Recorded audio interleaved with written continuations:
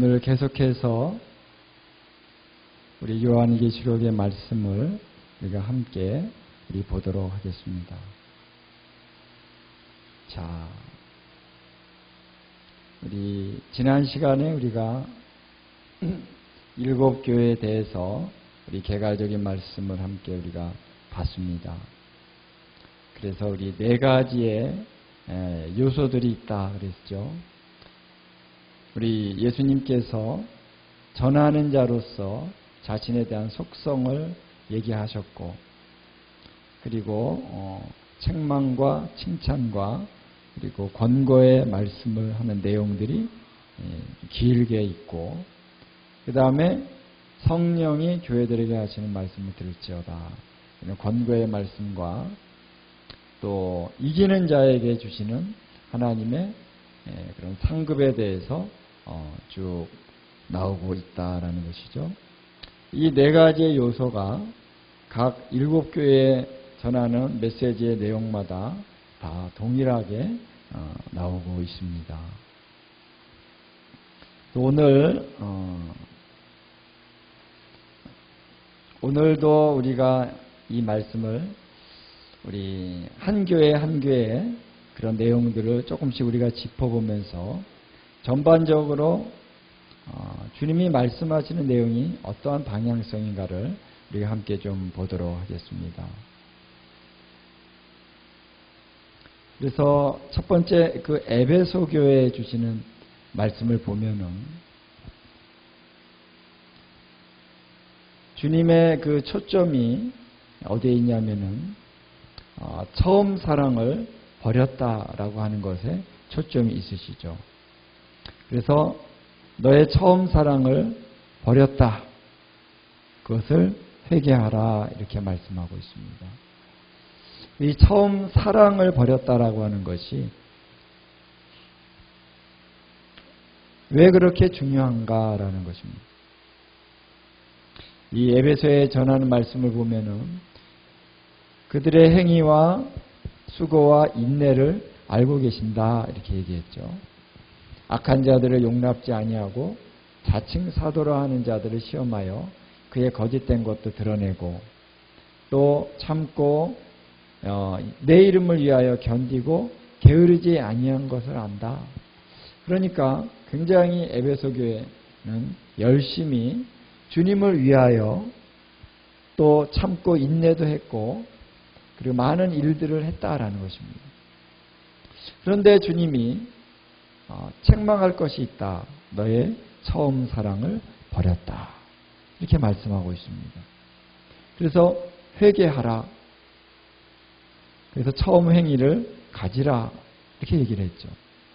사랑과 또 회개하고 처음 행위를 가지라. 이렇게 말씀하고 있다는 것입니다. 그래서 이 사랑이라고 하는 것이 얼마나 중요하냐. 처음 사랑, 이 처음 사랑을 버렸다라는 것이 얼마나 큰 문제인가라는 거예요. 그래서 만약 회개하지 아니하면 내가 내게 가서 내 촛대를 그 자리에서 옮기리라 그랬습니다. 이 촛대를 옮긴다는 것은 촛대는 7 촛대가 앞에서 보면은 교회라 그랬죠. 교회의 본질적인 그런 생명의 능력은 어디에 있습니까? 교회의 본질적인 생명의 능력은 다시 말하면 성령님의 임재에 있다라는 거예요. 그래서 고린도전서 12장 13절 한번 보면요. 이런 말씀이 있습니다. 고린도전서 12장 13절 한번 찾아볼까요? 찾아서 함께 좀 우리 읽어보면은 이런 말씀이 있죠. 한번 같이 봉독하겠습니다. 우리가 유대인이나 헬라인이나 종이나 자유자나 다 한 성령으로 세례를 받아 한 몸이 되었고 또 다 한 성령을 마시게 하셨느니라 그랬습니다. 자, 여기서 보면은 바로 한 성령으로 말미암아 세례를 받았다. 그래서 어떻게 됐다고요? 한 몸이 됐다라는 거예요. 여기서 고린도전서 12장에서 어떤 내용을 하고 있냐면은 바로 에클레시아, 교회가 한 몸이라는 것입니다. 그리스도가 교회의 머리시고 우리가 바로 그리스도의 몸된 에클레시아, 교회라는 것입니다. 근데 교회의 가장 중요한 핵심이 무엇입니까? 많은 사람이 모였다라고 하는 것이 중요한 게 아니고 똑똑하고 능력 있고 부자들이 모였다라고 해서 그게 교회가 되는 게 아니죠. 교회의 핵심은 바로 한 성령으로 말미암아 세례를 받아야 된다. 할렐루야. 성령의 세례가 부어져야 된다는 것이죠. 그래서 어느 한 사람이 예수님을 믿고 성령의 세례가 그 사람에게 부어지면 성령님 안에서 그리스도의 한 몸 안으로 들어오는 것이죠. 할렐루야. 그렇기 때문에 에클레시아 교회의 가장 핵심적인 근본은 바로 성령의 세례를 받는 것이다 라는 거예요. 성령의 세례가 뭐냐면은 성령 안에 잠겨지는 것입니다. 세례라고 하는 것은 완전히 잠겨지는 거죠. 물 세례는 물에 잠겨지는 것이고 성령의 세례는 성령에 완전히 잠겨지는 것입니다. 성령의 세례를 받으면 한 몸이 된다라는 거예요. 그래서 이 촛대를 옮긴다는 건 뭐냐면요. 교회의 핵심이 뭐냐? 교회의 핵심은 바로 성령님의 임재라는 거예요. 할렐루야. 성령님이 안 계신다면 우리가 모여도 소용이 없다. 의미가 없다는 것입니다. 성령님이 떠나가시면은 교회는 사라지게 되어 있습니다. 왜? 모일 이유가 없어. 또 모일 수 있는 원동력도 없어요. 사람들이 모이고자 하는 마음도 없어질 수 있습니다. 중요한 것은 성령님의 임재다. 할렐루야. 그래서 저도 하나님 우리의 모임과 우리가 예배하는 모든 그것의 가장 핵심은 바로 사람들이 아니고 성령님이시다. 할렐루야. 우리가 성령님을 환영하는가? 성령님이 우리와 함께 하시는가를. 근데 사람들은 저도 그런 우를 많이 범합니다. 사람들을 봅니다. 사람들이 많이 모이는 것. 사람들이 많이 모이면 뭔가 이렇게 힘이 나고 사람들이 적게 모이면 좀 힘을 잃어가고 뭔가 그런 우리의 모습들을 볼 수 있어요. 물론 여기에 하나님을 정말 예배하고자 하는 분들이 사실 많이 모이면은 그 예배 가운데 어떻게 보면은 은혜가 더 있을 수 있습니다. 왜냐하면 우리 한 사람 한 사람들이 다 성령의 임재와 기름 부으심을 갖고 모이기 때문에 여기에 그런 분들이 10명이 모인 것과 그런 분들이 2명이 모인 것과 또 차이가 있을 수 있습니다. 또 100명이 모이는 것과 저도 큰 성회를 한번 여러 번 해봤습니다만 진짜 기도하는 분들이 뭐 경기장을 꽉 메워가지고 기도하잖아요. 그러면요 그 임재가 소위 말해서 장난이 아니죠. 보통이 아닙니다. 정말 뜨겁고 그냥 강력하고 그런 것들이 느껴져요. 회중들이 모이면. 그래서 많은 분들이 모이면 어떠한 그러한 영적인 역동성이 있을 수 있습니다. 근데 그것은 많은 숫자가 모였기 때문만이 아니라는 것이죠. 하나님을 사모하고 열망을 가진 자들이 또 많이 모였기 때문에 그 자리에 하나님의 임재 그 영광이 느껴지는 줄로 믿습니다. 근데 사람들의 마음이 그렇게 그냥 뜨겁지 않고 모이라 그랬으니까 모였던 그러한 집회도 제가 참석을 해봤습니다. 사람들이 많이 모였어요. 엄청 많이 모였어요. 그런데 별로 마음에 감동이 없습니다. 그냥 다 모여서 옆에 있는 사람하고 막 얘기하고 뭐 먹고 떠들고 앞에 뭐 별로 집중도 안 하고 단지 많이 모였기 때문은 아니라는 거죠. 중요한 것은 바로 우리의 모임에 가장 중요한 것은 바로 성령님이 함께 하셔야 된다. 할렐루야. 성령님이 우리 모임에 함께 하시는 것도 바로 하나님의 은혜입니다. 하나님께서 성령을 걷어가실 수 있다는. 왜 걷어가십니까? 처음 사랑을 버렸기 때문에 그렇다. 어떠한 이유든지 이 에베소 교회가 처음에는 이 사랑을 가지고 열정적으로 주님을 섬겼는데 그 열심은 남았는데 사랑은 버렸다는 거예요. 어떻게 보면 우리 기독교, 예수님을 믿는 우리 교회가 이 하나님을 향한 이 사랑을 버리는 것은 모든 것을 버리는 것과 같다라는 것입니다. 왜냐하면 우리 하나님은 뭐라 그랬죠? 사랑이시기 때문에 그렇다. 이 처음 사랑이라는 것이 무엇일까요? 처음 사랑. 처음 사랑. 왜 사랑이라고 그냥 단순한 사랑이라고 얘기하지 않고 처음 사랑이라고 그랬을까? 여러분, 우리가 주님을 처음 사랑하는 것은, 그 사랑이 우리 마음에 불타는 것은 왜 불이 탑니까? 주님의 사랑을 깨달았기 때문에 그렇죠. 주님의 사랑을 받았기 때문에 그렇습니다. 우리 누가복음 7장을 한번 가보면요.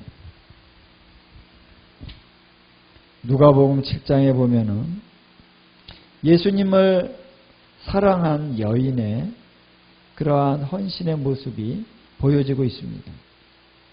누가복음 7장에 보면은 어떤 여인이 예수님께 왔는데 거기는 바리새인의 집이에요. 바리새인의 집에 바리새인들의 친구들이니까 바리새인들이나 이런 사람들이 많이 모였겠죠. 근데 그 사람들이 예수님이 집에 들어왔는데 아무도 발을 씻을 수 있는 물을 주지 않았습니다. 예수님이 오셨어요. 존귀한 사람들을 존귀하게 여길 때는 그 당시에 집에 들어오면 발 씻을 물을 주고 발을 씻도록 합니다. 근데 그런 일을 안 했어요. 그냥 예수님하고 만났습니다. 그런데 어떤 여인이 들어와서 예수님 뒤로 와가지고 예수님의 발에 향유를 부었습니다. 그리고 눈물로 그 발을 적셨습니다. 그 발에 입을 맞추고 자기의 머리털로 그 발을 이렇게 씻겨드렸다는 거죠. 그 당시 이제 유대인들 문화에 보면은 이렇게 의자에 앉는 것이 아니라 약간 비스듬히 약간 눕는 식으로 이렇게 앉는 것을 앉는다, 이렇게 성경은 표현하고 있죠. 그래서 이제 예수님의 발이 이제 이렇게 있고 예수님이 약간 비스듬히 이렇게 앉아 있는 것입니다. 거기에 와서 이 여인이 이렇게 눈물을 흘리면서 그 발을 씻겼다라는 거예요. 자, 이 모습에 모든 사람들이 놀랬죠. 아니, 이게 무슨 일이냐? 그 사람들이 엄청나게 판단을 했다는 거죠. 예수님 말씀하셨습니다. 이것에 대해서 설명을 해줬습니다. 너희가 이 여자를 보느냐? 너희가 들어올 때 내게 발 씻은 물도 주지 아니하였을 때 이 여자는 눈물로 내 발을 적시고 그 머리털로 닦았으며 너는 내게 입 맞추지 아니하였을 때 그는 내가 들어올 때부터 내 발에 입을 맞추기를 그치지 아니하였다. 너희는 내 머리에 감람유도 붓지 아니하였을 때 그는 향유를 내 발에 부었느니라 그랬습니다. 자, 이 여인의 행위를 이 바리새인들의 행위와 예수님이 딱 대조했습니다.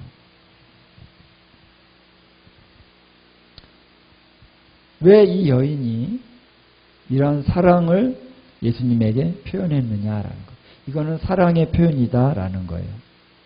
여러분, 눈물이라고 하는 것은, 자, 내가 눈물을 흘리기 위해서 눈물을 이 눈 속에 가득 담았다가 예수님 발 앞에 와가지고 하니까 눈물이 쫙 나오고, 그렇게 눈물이 마음대로 나오는 게 아니죠. 이 여인이 예수님 앞에 눈물을 흘리겠다라고 생각을 하고 온 것은 절대 아니었을 것입니다. 근데 예수님 발 앞에서 예수님의 발을 씻기려고 이렇게 하니까 처음에는 아마 향유만 부으려고 했을지 모르는데 예수님 발 앞에 딱 서니까 눈물이 난 거죠. 그래서 그 눈물로 그 발을 적시고 그 발에 입을 맞추고 그리고 자기의 머리털로 예수님의 발을 씻겼다라는 향유를 부었다는 것입니다.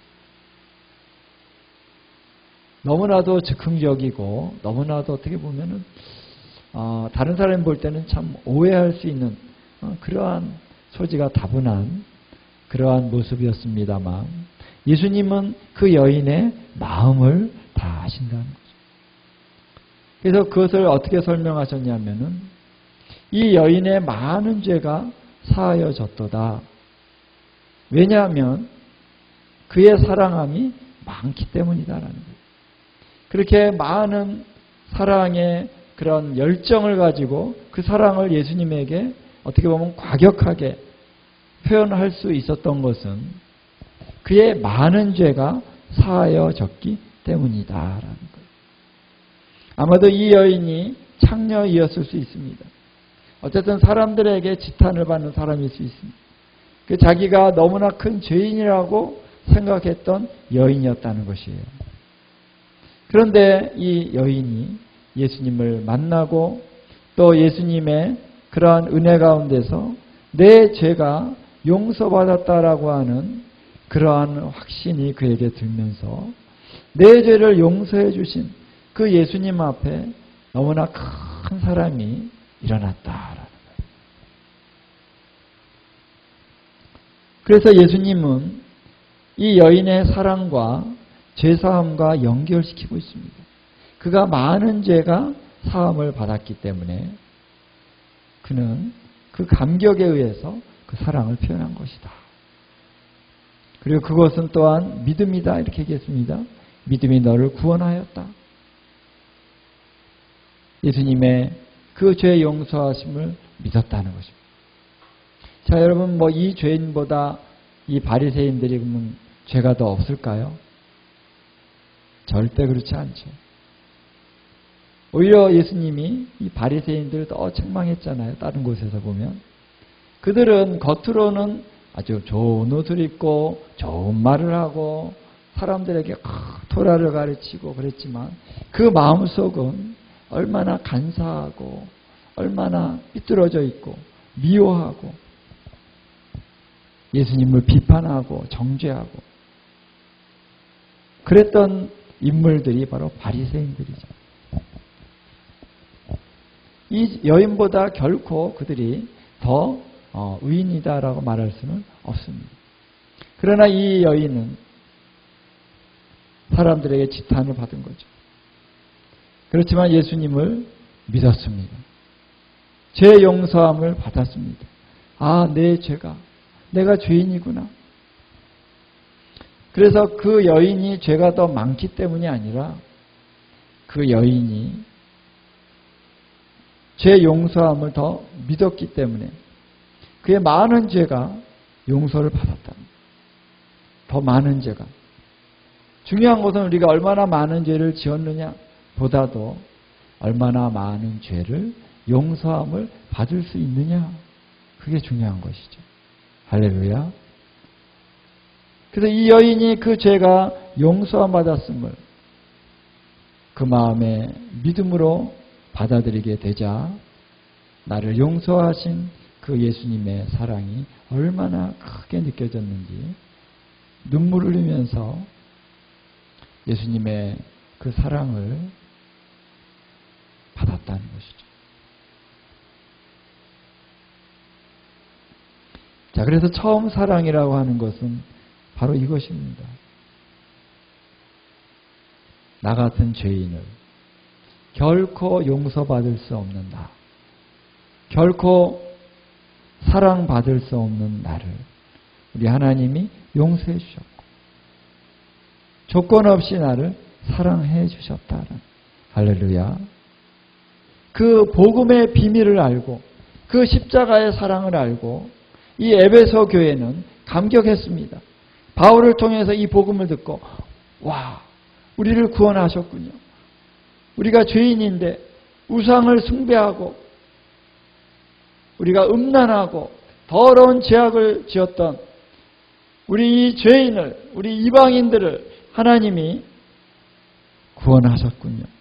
십자가에서 그 피를 흘리시면서 죽으심으로 말미암아 그 사랑으로 인하여 우리의 죄를 용서해 주셨군요. 이 복음에 대한 감격이 있었죠. 그래서 나 같은 죄인을 살리신 그 은혜가 놀랍고 나와 같은 이 더러운 자를 사랑해 주신 우리 하나님의 사랑이 놀라워서 그래서 에베소 교회가 정말 열정적으로 이 복음을 위하여 헌신하고 드려지고 그래서 사도적인 교회가 된 것입니다. 그런데 그런 열심과 행위들은 남았는데 그 마음에 처음 사랑이 없어졌다는 것. 처음 사랑을 버렸다는 것입니다.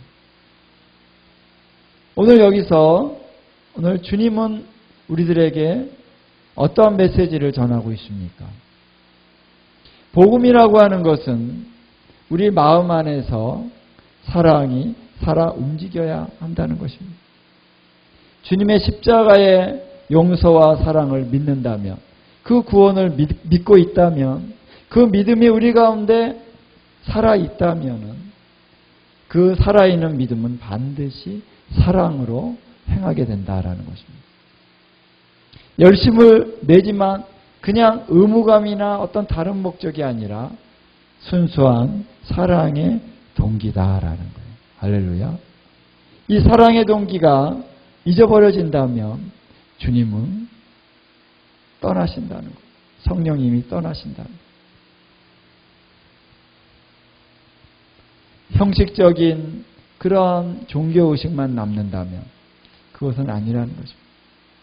선교 사역을 하고 전도 사역을 하고 많은 일을 할지라도 거기에 주님을 향한 그 사랑이 식어진다면 그것은 아니다.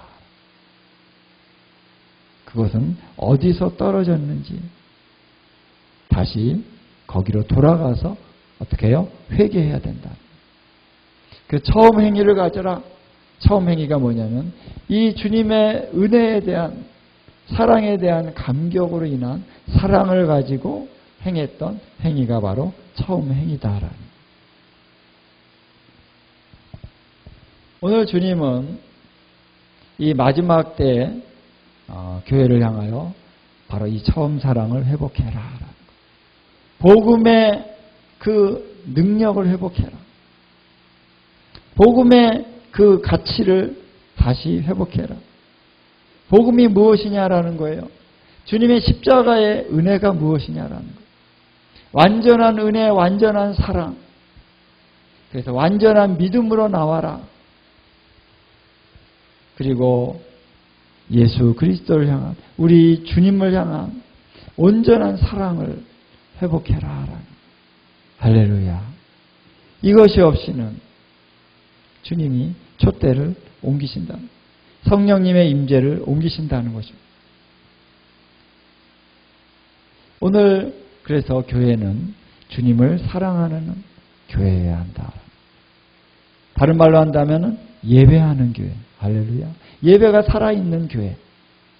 형식적인 예배가 아니라 신령과 진정한 예배가 있는 교회가 되어야 되는 것입니다.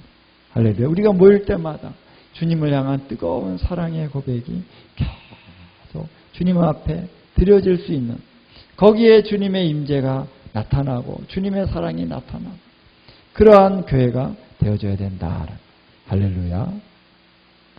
그래서 이 에베소의 교회뿐만 아니라 7교회 보내는 그러한 메시지의 내용을 보면요, 이 사랑이라고 하는 단어가 3번 나옵니다. 이 에베소 교회에 나오고요. 그 다음에 빌라델비아 교회에 보면요, 9절에 이런 말씀이 나옵니다. 9절 이 뒷부분에 보면은 자, 그들이 와서 내 발 앞에 절하게 하고 내가 너를 사랑하는 줄을 알게 하리라. 내가 너를 사랑하는 줄을 알게 하리라. 할렐루야. 이 빌라델비아 교회를 예수님이 사랑하신다. 물론 다른 교회도 사랑하시지만 빌라델비아 교회는 내가 너를 사랑하는 줄을 알게 한다는, 다른 사람들에게도 알게 하신다는 거예요. 특별한 사랑이 있다는 거예요. 왜? 빌라델비아 교회는 적은 능력을 가지고도 예수님의 말씀을 지켰고 예수님의 그 이름을 배반하지 아니하였도다. 사랑이라고 하는 것은 반드시 주님의 계명을 지키는 것으로 표현되어져야 된다라는 거예요. 율법에도 보면은 구약에도 나오죠. 여호와를 사랑하고 그의 계명을 지키는 자. 이렇게 따라서 나옵니다. 하나님을 사랑하고 그의 계명을 지키는 것이 이렇게 붙어서 나옵니다. 예수님도 말씀하셨죠. 나의 계명을 가지고 지키는 자라야 나를 사랑하는 자. 주님의 말씀에 순종하고 그분의 말씀을 지키는 것과 사랑이라고 하는 것은 바로 연결이 되는 것입니다. 만약 우리가 예수님 사랑해요. 여러 가지 할 때마다 기도할 때마다 또 사람들하고 대화할 때 나 예수님 사랑해요. 나 예수님 사랑해요. 말은 많이 하는데 예수님의 말씀을 지켜야 되는 그 순간에는 예수님을 싹 배반한다면 그거는 사랑하는 게 아니죠. 그렇죠? 예수님의 말씀을 지키고 예수님의 이름을 배반하지 아니한다. 내가 좋을 때는 예수님의 이름을 얘기하고 내가 힘들 때는 예수님의 이름을 딱 거절하는 것. 그거는 예수님의 이름을 배반하는 것이죠. 근데 빌라델비아 교회는 그렇지 않았다. 그래서 예수님이 내가 너를 사랑하는 줄을 그 원수들, 자칭 유대인이라고 하는 자들에게 내가 알게 하리라. 그들이 내 발 앞에 와서 절을 하게 할 것이다. 예수님께서 이러한 은총을 빌라델비아 교회에 주셨다.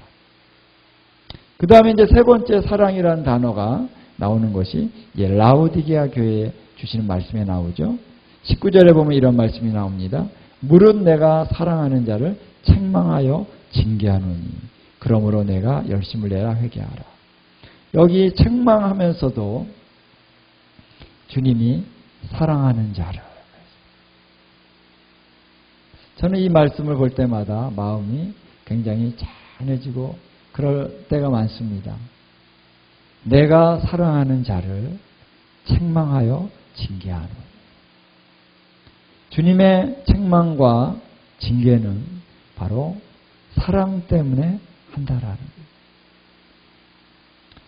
그래서 여러분 이 요한계시록 2장 3장에 보면 7교회에 책망을 많이 하시죠.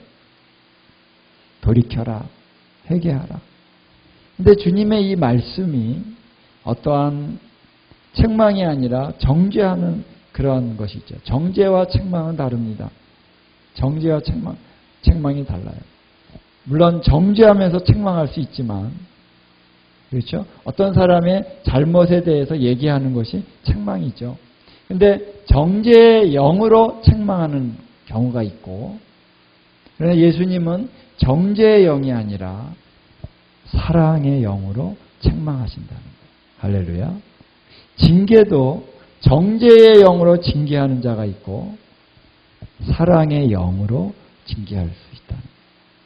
근데 하나님께서는 우리를 사랑의 영으로 책망하시고 징계하신다라는 거예요. 그래서 이 모든 이 내용들 하나하나가 에베소 교회를 향해서도 너의 처음 사랑을 너희가 버렸다. 이 말씀을 하시면서 주님의 그 마음 안에 그 아픔이 있다는 거예요. 너희가 나를 사랑했지 않니? 또 나의 사랑을 너희가 받았지 않느냐? 그런데 왜 사랑을 잊어버렸냐? 왜 사랑을 버렸느냐? 다시 돌아와라. 다시 돌아와라 하시는 그 주님의 그 마음은, 그 마음 안에 갈망과 열망과 그들을 사랑하는 그 아픔 안에서 주님은 이 말씀을 하시는 것입니다.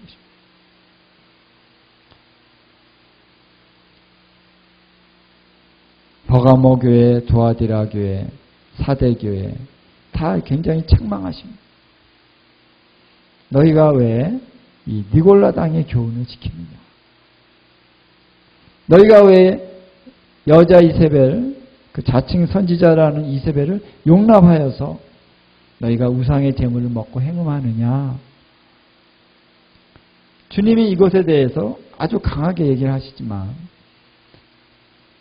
이 교회를 정죄하고 판단하시는 그런 마음이 아니라 주님은 돌아와라 라는 거죠. 회개하라. 그래서 이 교회 그 각 교회들마다 주님의 사랑과 그 갈망을 가지고 주님은 책망하시고 징계하신다. 깨어나라. 왜? 내가 너를 사랑한다는 것이죠. 사랑한다. 그래서 이 라오디게아 교회를 보면은 내가 사랑하는 자를 책망하여 징계한다. 그러면서 20절에 보면 우리가 너무나 잘 아는 말씀이 있죠. 20절을 한번 우리가 읽겠습니다. 시작. 볼지어다 내가 문 밖에 서서 두드리노니 누구든지 내 음성을 듣고 문을 열면 내가 그에게로 들어가 그와 더불어 먹고 그는 나와 더불어 먹으리라. 자, 이 말씀을 우리가 19절 이어서 20절을 볼 때 연결이 되는 말씀이죠. 예수님은 문 밖에 서서 두드리신다라는 거예요. 이 두드리신다는 말씀이 어떤 의미인가요?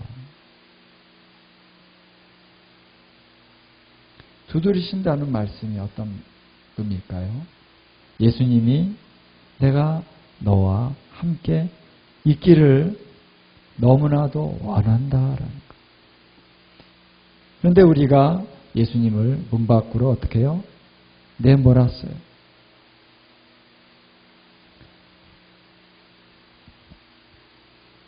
근데 예수님은 들어오기 원하신다는 거죠. 그런 노래가 있잖아요. 주 예수 대문 밖에 기다려 섰으나 단단히 잠가두니 못 들어오시네.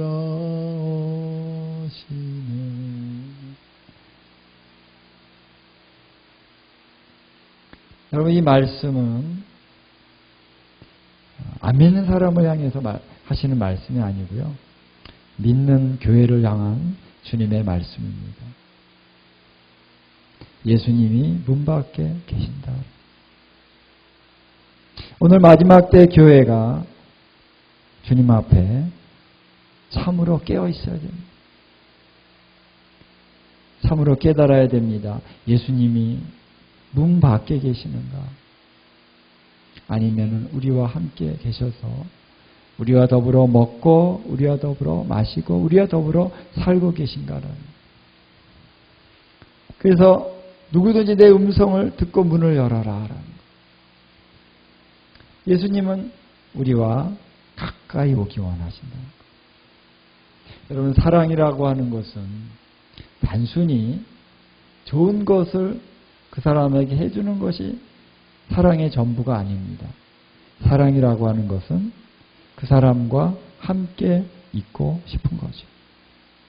뭔가 비즈니스를 하기 위해서 함께 있는 게 아니라 그 사람과 마음과 마음을 나누기 위해서, 마음의 감정을 나누기 위해서, 내가 너 좋다, 내가 너무 기뻐한다, 그래요, 나도 그래요, 이런 어떤 그 마음의 진솔하고 그 마음의 중심에 있는 그 감정적인 그 어떠한 부분들을 나누기를 원하는 것이 바로 사랑하는 것입니다.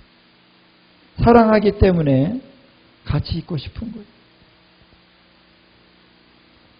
그렇죠? 우리가 사람과 사람의 사랑과 우리 예수님과의 사랑, 우리 하나님과의 사랑이 다른 것이 아닙니다. 하나님은 너무나도 엄청난 분이기 때문에 뭐 우리와 무슨 사랑의 교제를 나누고 그럴까? 그럴까요? 그렇죠.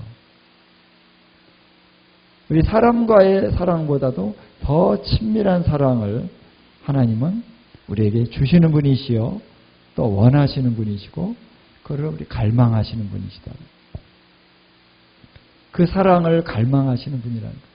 이것을 놓치면 안 되는데 이 라오디게아 교회는 그 주님의 마음을 몰랐다는 거예요. 주님을 놓쳤어요. 주님이 문 밖에 계셔요. 그래서 두드리신다는 거예요. 그래서 예수님은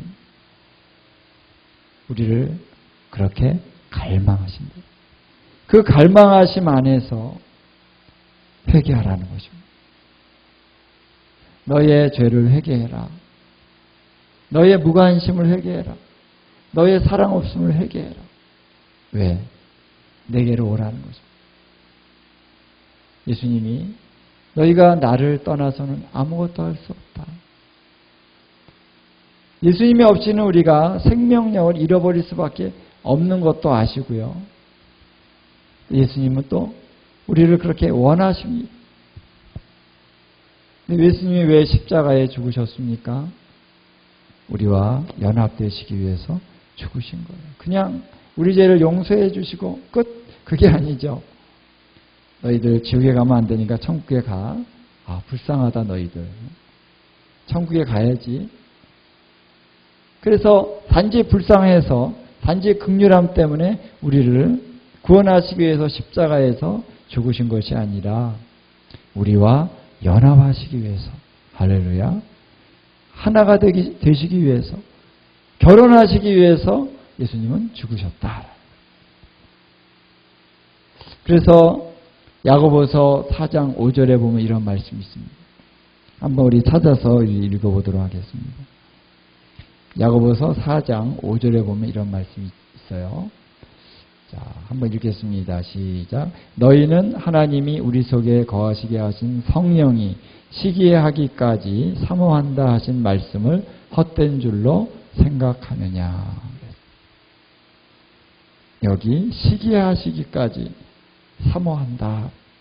사모한다는 말은 열망한다, 갈망한다, 깊이 원한다 이런 뜻입니다. 성령님이 시기하기까지 사모한다는 것은 무엇입니까? 성령님은 우리 안에 거하시기를 열망하신다는, 우리와 함께 교통하고 교제하시기를 갈망하신다는 거예요. 할렐루야.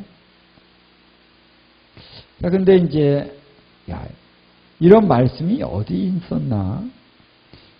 성령이 시기하기까지 사모한다는 말씀이 어디 있을까? 이런 질문을 해봤습니다. 성경에 이런 말씀이 어디 있을까?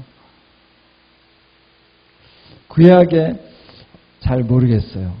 그리고 관주에도 보면 이제 보통 인용한 구절 보면은 그 옆에 무슨 조그만 글씨가 있어가지고 이렇게 각 주에 가보면은 여기에 어떤 말씀을 인용했다 이런 게 나오는데 이 말씀은 각 주가 없어요. 성경에 어디 이런 말씀 딱 인용한 말씀인데 있을까? 없잖아요. 뭐 있으면 누가 좀 알려주셨으면 좋겠어요. 그런데 이제 이 아가서에 가면은 바로 이 말씀이 뭐 한 절은 아니지만 있어요. 사모하신다는 말씀이 있습니다. 한번 아가서를 한번 가볼까요? 우리 아가서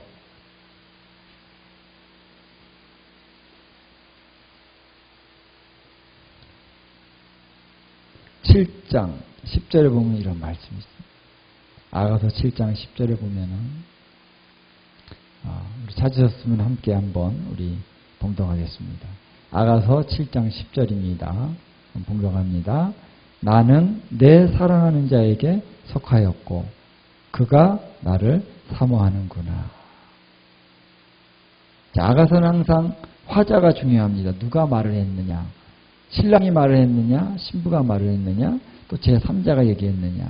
여기 보면은 이것은 신부가 바로 신랑을 향해서 고백하는 그런 말입니다. 나는 내 사랑하는 자에게 속하였도다. 할렐루야. 그가 나를 사모하는구나. 자, 이전에 이 신부가 어떤 고백을 하냐면은 당신은 나에게 속했습니다. 이런 고백을 처음에 하다가 두 번째 당신은 나에게 속하고 나는 당신에게 속했습니다. 이런 고백을 두 번째 합니다. 세 번째는 바뀌어가지고 내가 당신에게 속했고 당신은 나에게 속했습니다. 세 번째 이렇게 고백이 이렇게 점점 성숙해가면서 고백이 이렇게 바뀝니다. 근데 최종적인 고백은 바로 이 고백이에요. 당신이 나에게 속했다는 말은 없어요. 나는 나의 사랑하는 자에게 속하였다. 이것만 딱 나와요. 다른 말로 하면 뭡니까? 나는 당신의 것입니다. I am yours. 나는 당신의 것입니다. I am yours. 이것만 딱 얘기해요. 당신이 나에게 속하고 이런 거 다 없어. 그냥 나는 당신의 것입니다. 왜요? 왜 내가 당신의 것입니까? 당신이 나를 사모하시기 때문이라는 거예요. 할렐루야. 주님의 갈망을 알았습니다. 나를 향한 주님의 갈망을 알았어. 내가 주님을 사랑하고 또 주님의 사랑을 내가 받을 때 너무 좋아요. 기뻐요. 주님이 나를 사랑하시는구나. 와, 사랑의 선물을 주십니다. 은사를 주십니다. 기쁨을 주십니다. 나를 위하여 십자가에서 우리 예수님이 죽으셨다니. 너무나 감사하고 감격하고 좋습니다. 그런데 점차 주님과의 사랑의 교제가 성숙해가면서 깨닫습니다. 뭘 깨닫냐면은 주님이 나를 얼마나 사랑하시는지를 안다는 거예요. 주님이 나를 얼마나 사랑하시는지. 그 사랑이 바로 나를 얼마나 갈망하시는지를 아는 거예요. 주님이 얼마나 내가 주님과 함께 있기를 주님이 원하시는지 모른다. 주님이 얼마나 나의 목소리를 듣기를 원하시는지 모른다는 거예요.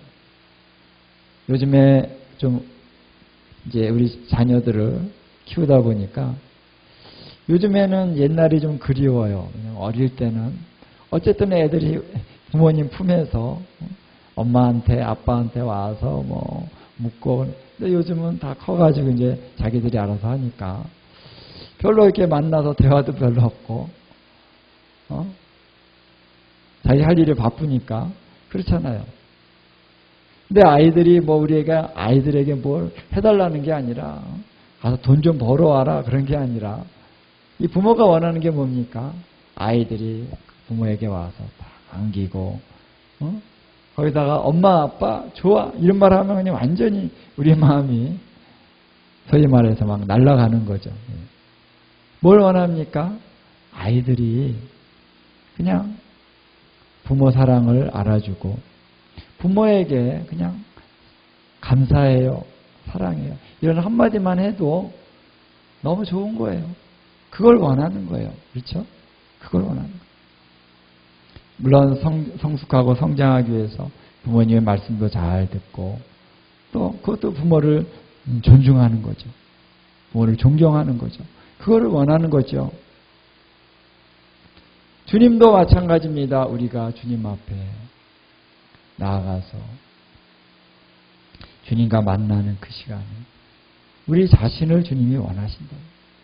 우리 자신을 갈망한다는 게 무엇일까라는 그 갈망이 무엇일까?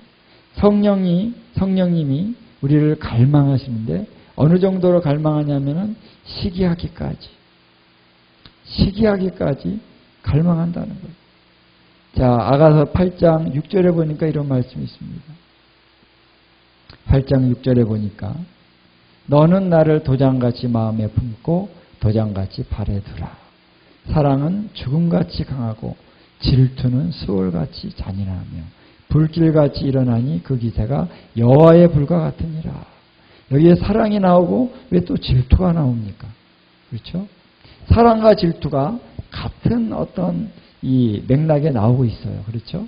사랑은 죽음같이 강하고 질투는 수월같이 잔인하며, 이 사랑과 질투가 같은 그런 흐름 가운데 나오고 있잖아요. 다시 말하면 이것은 질투하는 사랑, 시기하는 사랑을 얘기하는 거예요. 하나님은 우리를 사랑하시기 때문에 질투한다는 거예요. 우리가 죄를 범하고 우리가 우상을 숭배하고 우리의 마음이 다른 것에 더 가 있을 때 하나님은 어떻게 해요? 질투하신다. 그것이 흔히 좋은 거라고 할지라도 우리가 하나님보다 더 그것에 우리의 어떤 마음이 가 있으면 하나님은 질투하신다. 왜 질투할까요? 우리는 흔히 질투나 시기한, 그건 나쁜 거라고 생각하죠. 그러나 남녀 간의 사랑에서, 부부 간의 사랑에서 질투가 없으면 안 됩니다. 남자가 가서 다른 여자랑, 여자가 가서 다른 남자랑, 그래도 괜찮아. 나는 질투 안 할 거야. 그거는 사랑이 아닌 거죠. 쓸데없는 것에 시기 질투 가지면 안 되겠지만, 그러나 그 사랑이라고 하는 순수한 사랑의 그 관계 안에서는 질투가 있어야 됩니다. 하나님 우리를 사랑하시기 때문에 질투하십니다. 우리가 하나님을 사랑하지 않으면 우리는 생명력을 잃어요. 하나님께 떨어져 나가요. 근데 하나님의 질투가 우리를 하나님께 붙어 있을 수 있도록 역사한다는 거예요. 질투하시기 때문에 하나님이 가만히 있지 아니하시는 거죠. 다시 돌이키기 위해서 하나님이 역사하십니다. 하나님이 행하십니다. 돌아와라. 말씀하시고 이 질투 때문에 하나님 안에서 불이 일어나는 거예요. 불이. 여러분 질투하면 불이 일어나죠. 우리 사람도 여호와의 불이 일어나는 거예요. 불길같이 솟아나서 야 돌아와라. 그 하나님의 엄청난 그 외침 안에서 하나님이 나를 사모하시는구나. 그래서 우리가 하나님을 사랑한다는 것은 우리가 하나님만을 바라본다라는 것. 그래서 어떠한 그 멜로드라마나 이런 그러한 소설, 뭐랄까요, 이런 남녀 간의 사랑을 아름답게 지은 그런 소설보다도 우리 하나님의 그 사랑은 더욱더 갈망하고 원하고 그리고 더욱더 순결하고 더욱더 불같다는 것입니다. 여러분 이것이 하나님을 아는 것입니다. 하나님은 어떤 분이십니까? 우리를 갈망하는 분이에요. 그렇기 때문에 이 에베소 교회의 처음 사랑을 너희가 버린 것에 대해서 하나님은 이렇게 무서운 말씀을 하시는 겁니다. 내 촛대를 그 자리에서 옮기겠다. 여러분 하나님을 사랑한다는 것은 굉장히 중요한 우리 계명인 것입니다. 가장 첫째 계명이죠. 마음을 다하고 뜻을 다하고 힘을 다하여 주 너의 하나님을 사랑하라. 이것이 크고 첫째 되는 계명이다라는 것. 할렐루야. 크고 첫째 되는 계명. 뭡니까? 하나님을 사랑해라. 어느 정도로 마음을 다하고 뜻을 다하고 힘을 다하라. 우리의 존재를 다해서 하나님을 사랑하라고 하는 것이 첫 번째 계명이라는 거예요. 첫 번째 계명. 이 모든 계명은 순서가 있습니다. 첫 계명이 가장 우선되는 거예요. 다른 모든 것을 지켰는데 첫째 계명을 안 지키면 어떻게 됩니까? 에베소 교회에 하시는 말씀인 거예요. 다른 계명 다 지켰어요. 다른 거 다 했는데 더 열심을 냈고 뭐 행위도 많이 했는데 하나님을 사랑하라 이 계명은 버렸다면 그것은 하나님을 버린 것입니다. 하나님을 버린 것이라. 자, 그래서 에베소 교회에 이 말씀을 하나님이 하셨고 빌라델비아 교회와 또 라오디게아 교회에서 이 사랑에 대해서 얘기를 하고 있다라는 것입니다. 그래서 오늘 우리가 이 첫 계명으로 돌아가야 된다는 것입니다. 그래서 계시록에서 7교회 중에 첫 번째 에베소 교회의 말씀을 첫 번째로 얘기하신 이유가 뭡니까? 그것은 첫 계명의 중요성을 얘기하는 것입니다. 첫 계명의 중요성. 여러분 우리가 하나님을 사랑하라 하시는 이 말씀이 첫 번째 계명이라고 하는 그 중요한 또 다른 이유는 뭐냐면 자, 오늘 우리가 첫째 계명인 하나님을 마음을 다하고 뜻을 다하고 힘을 다하여 하나님을 사랑하는 이 계명을 우리가 지킬 때 우리는 하나님을 가까이 모실 수 있게 되는 것이죠. 할렐루야. 주님이 우리 안에 들어오셔서 우리와 더불어 먹고 우리는 주님과 함께 더불어 먹습니다. 주님의 생명이 가까이 우리 안에 느껴집니다.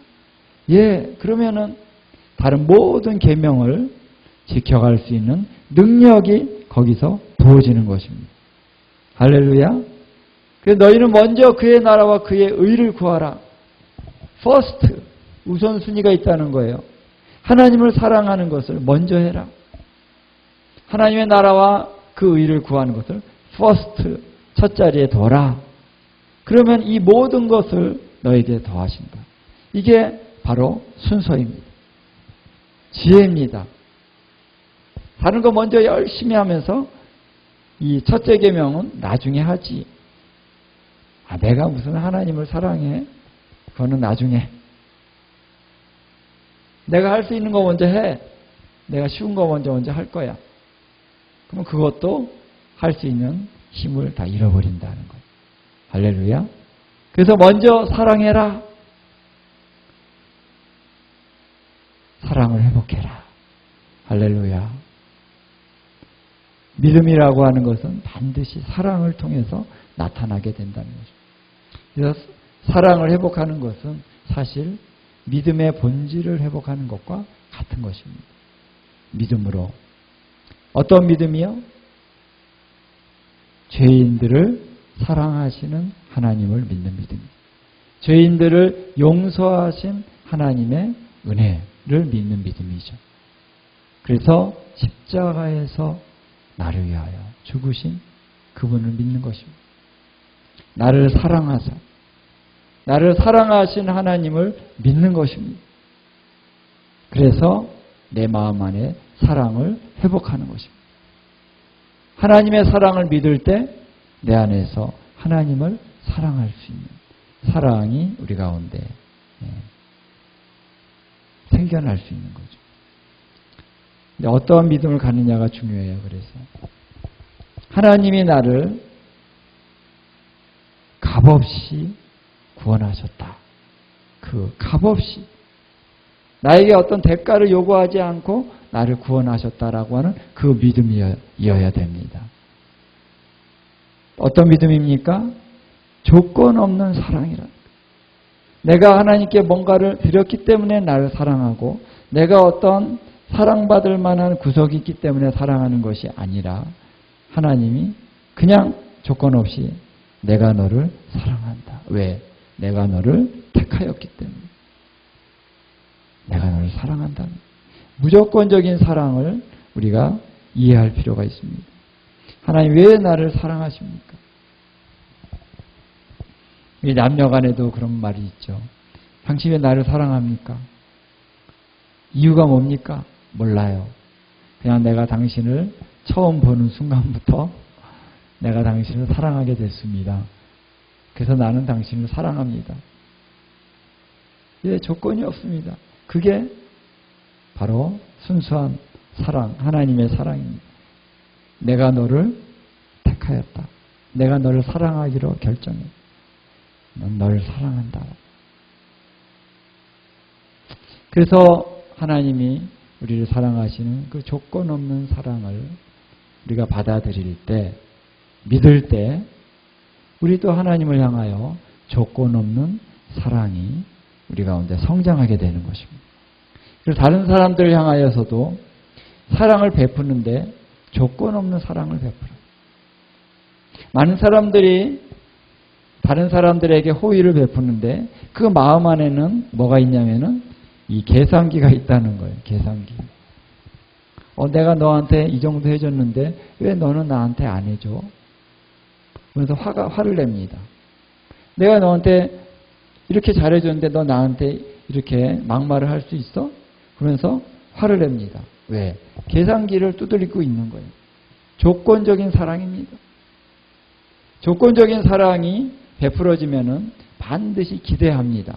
저 사람이 나한테 잘해줘야만 된다라고 하는, 내가 호의를 베풀었으니까 당신도 나에게 호의를 베풀어야 된다라고 하는 이 조건이 항상 붙어 다니는 거죠. 이거는 비즈니스죠.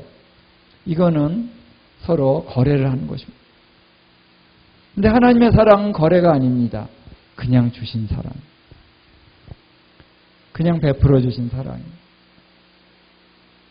그리고 그 사랑을 받은 자는 다른 사람들 향해서 그냥 순수한 사랑을 줍니다. 왜? 하나님이 나를 사랑하셨듯이. 하나님이 나를 계속 사랑해 주고 계시기 때문에 그냥 나도 그냥 줄 수 있어요. 그리고 요구하지 않습니다. 그 사람이 나한테 정말 아픔을 줄지라도 다시 사랑할 수 있는, 다시 용서하고 다시 사랑을 회복할 수 있는 능력이 있습니다. 왜? 조건 없는 사랑을 주시는 하나님과의 사랑의 관계가 살아있기 때문에 그럴 수 있다. 그렇기 때문에 우리가 처음 사랑, 하나님의 사랑을 회복하는 것, 이것은 first다. first. 그러면은 다른 모든 것들을 다 아름답게 해낼 수가 있게 된다. 할렐루야. 그래서 우리가 하나님의 사랑을 알고 그 사랑으로 다시 돌아가야 된다는 거죠. 그래서 하나님의 그 회개에 대한 촉구는 사실 여러 가지 다른 차원이 있어요. 여기 7교회도 보면은 여러 가지 너희들이 행음하고 우상에게 절하고 범죄했다, 뜨뜻미지근하다, 뭐 이런 여러 가지 죄악에 대한 목록이 있을지라도 그 핵심은 들어가면 다 사랑인 것입니다. 사랑입니다. 우상을 숭배한다는 것은 행음한다는 거죠. 자, 행음하면서 하나님을 사랑한다라고 말할 수 없는 것입니다. 하나님 죄송해요. 내가 우상 숭배했지만 그러나 나는 하나님 사랑하는 마음 있어요. 그럴 수도 있을지 모르겠지만 그럼 회개하겠죠.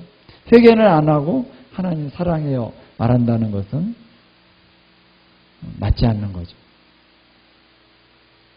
하나님을 사랑한다면은 모든 우상을 다 끊어야 됩니다.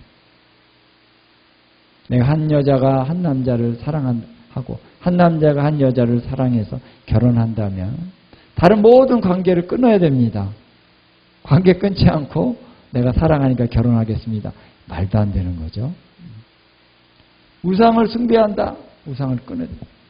오늘 우리가 얼마나 많은 우상들이 우리 마음에 자리 잡고 있는지 모릅니다. 우리가 보이는 우상만이 아니라 옛날에는 불상 앞에 절하고, 지금도 물론 불상 앞에 절하고, 목석 앞에 절하고, 이런 어떤 것만이 우상 숭배라고 생각했지만 지금은 아주 교묘하게 이 미디어를 통해서 우리가 얼마나 많은 우상 숭배에 참여할 수 있는 가능성이 있는지 모릅니다. 우리의 마음에 너무 강하게, 강렬하게 어떤 형상들이 강하게 다가온다면 우리가 거기에 우리의 마음을 빼앗길 수 있습니다. 하나님보다도 우상입니다. 이 음란이라는 것도 얼마나 그냥 행위는 안 해도 우리의 이 생각 가운데 얼마나 많은 우상 숭배하고 음란의 행위를 할 수 있는지 모릅니다. 그래서 예수님 말씀하셨죠. 너희가 마음으로 그 음욕을 품으면 바로 간음한 것이다, 행음한 것이다 라고 주님은 말씀하고 계신다라는 거예요. 그래서 오늘 우리가 주님을 사랑하는 자가 정말 마음을 정결케 하고 깨끗게 하여서 우리의 마음을 주님 앞에 온전하게 드리는 것은 너무너무 중요하다라는 것입니다. 그래서 이 여인처럼 아까 말한 누가복음 7장의 여인처럼 그 죄가 용서함 받아서 주님 앞에 정말 사랑합니다 라고 내 모든 것을 다 드리고자 하는 그 열망을 가지고 주님 앞에 다 자신을 쏟아부었던 그 사랑, 주님은 그 사랑이 지속되기를 원한다는 거예요. 그 사랑이 끝까지 가기를 원한다는 것입니다. 그 사랑. 예수님을 사랑하십니까? 예수님이 당신을 사랑하셨습니다. 당신도 예수님을 사랑하십니까? 예수님의 그 사랑이 얼마나 순수하고 아름답고 온전한 사랑입니까? 그 사랑을 믿습니까? 그 사랑을 받아들입니까? 예. 거기에 우리가 응답해야 된다라는 것입니다. 그래서 이 사랑을 너희가 다시 회복한다면 2장 7절에 이런 말씀이 있죠. 이기는 그에게는 내가 하나님의 낙원에 있는 생명나무의 열매를 주어 먹게 하리라. 바로 생명나무로 나아갈 수 있다. 생명나무의 열매를 먹을 수 있는. 그래서 새 예루살렘에 들어갈 수 있다. 이기는 자가 되라는 것입니다. 그래서 오늘 이 에베소 교회에 주신 말씀을 우리가 기억하면서 하나님 오늘 우리가 이 처음 사랑을 회복하기를 원합니다. 하는 그런 마음을 우리가 온전히 회복하여 우리 주님 앞에 나아가는 저희들이 될 수 있기를 주님의 이름으로 축원을 드립니다. 아멘. 잠깐 우리 기도하도록 하겠습니다. 그 사랑으로 우리를 강권하여 주십시오. 오직 그 사랑으로 인하여 오직 그 사랑으로 인하여 오늘 우리가 일어나겠습니다. 우리가 나아가겠습니다. 그 사랑으로 인하여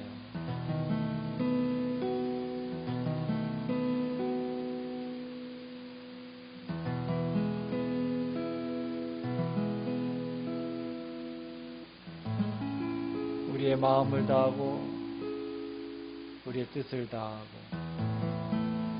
우리의 목숨을 다하고 우리의 힘을 다하고 이 하나님을 사랑하게 하옵소서. 그 하나님을 사랑하고 하나님을 섬기고 주의 계명을 지키며 예 주님과의 친밀함 안에서 날마다 걸어 나가는 저희들이 될 수 있게 해주시기를 기도합니다. 예 하나님 우리를 견고히 세워주십시오. 그 사랑 안에서 견고히 서게 해주십시오. 사랑 안에서 우리가 흔들리지 아니하게 해주십시오. 그 사랑의 능력으로 인하여 우리가 하나님 날아오르게 하여 주십시오. 주의 사랑의 능력 안에서 오늘 우리가 날아오르기를 원합니다. 예 주님의 사랑이 우리 가운데 부어지면 우리가 모든 것을 할 수 있게 될 것입니다. 하나님 그래서 우리가 그 사랑을 구합니다. 그 사랑을 원합니다. 주여 우리를 이끌어 주시고 또 수많은 영혼들이 그리스도의 그 사랑 안으로 더 가까이 나오는 역사가 주님의 이름으로 있게 하여 주시옵소서. 모든 믿음의 공동체들이 하나님을 사랑함의 우선순위를 두며 첫째 계명을 첫 자리에 두는 교회들이 다 될 수 있도록, 그 모임들이 다 될 수 있도록 우리 하나님 그 일을 이루어 주십시오. 그래서 하나님 전국 방방곡곡 주님을 향하여 끊임없는 사랑의 노래를 드리며 그 마음 중심으로부터 흘러나오는 사랑의 노래를 주님 앞에 끊임없이 올려드리는 하나님 기도의 집들이, 기도의 모임들이, 예배의 모임들이 전국 방방곡곡에서 일어나게 하여 주시옵소서. 예, 그래서 그 향이 참으로 하나님 태워져서 그 연기가 끊임없이 우리 하나님 앞으로 상달되어질 수 있도록 하나님 이 나라를 하나님 그렇게 사용하여 주시고 그렇게 회복되어질 수 있도록 우리 하나님께서 이끌어 주실 줄로 믿습니다. 예, 하나님 이를 이루실 우리 주님의 이름을 찬양드립니다. 오늘도 우리와 함께 하시는 주님의 이름을 높여드리며 예수님에게 하신 이름으로 축복하고 기도하옵나이다. 아멘.